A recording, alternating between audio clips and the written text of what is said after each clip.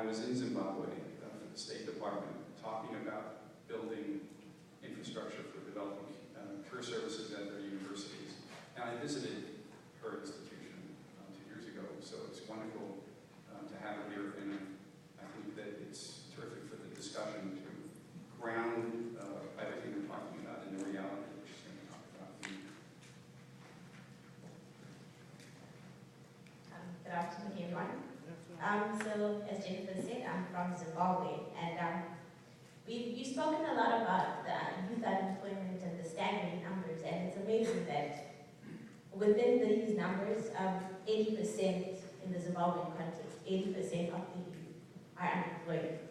And it's a shocking number, you know. I expected yours to drop because 80% is the majority, and only 20% are employed. And this comes mainly from the fact that tertiary institutions in Zimbabwe function more on the theoretic and philosophical framework of degree programs, where there's very little in terms of the practical aspects of one's field of study.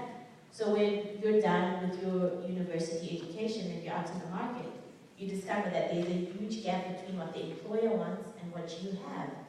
And we as paNhari are coming in to bridge that gap, because the employer wants a learned person, of course, but beyond that, there's soft, non-cognitive skills that they need to have when they get into the market.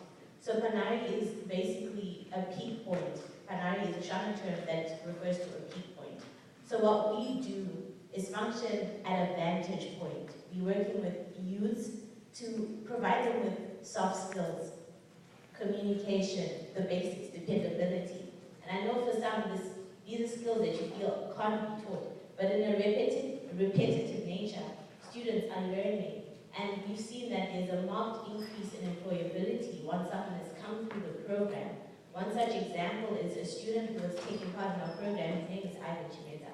And we had trainings with various captains of industry coming in on a weekly basis, interacting with the student. And the tenacity that students have shown from being a part of the program has increased their employability. Majority of them are employed before they complete their studies, because they're interacting in a mentorship program with people that are looking to employ young people. So that's basically our program in a nutshell, and any questions are welcome. Could you talk a little about the structure of hiring in Zimbabwe is unique in one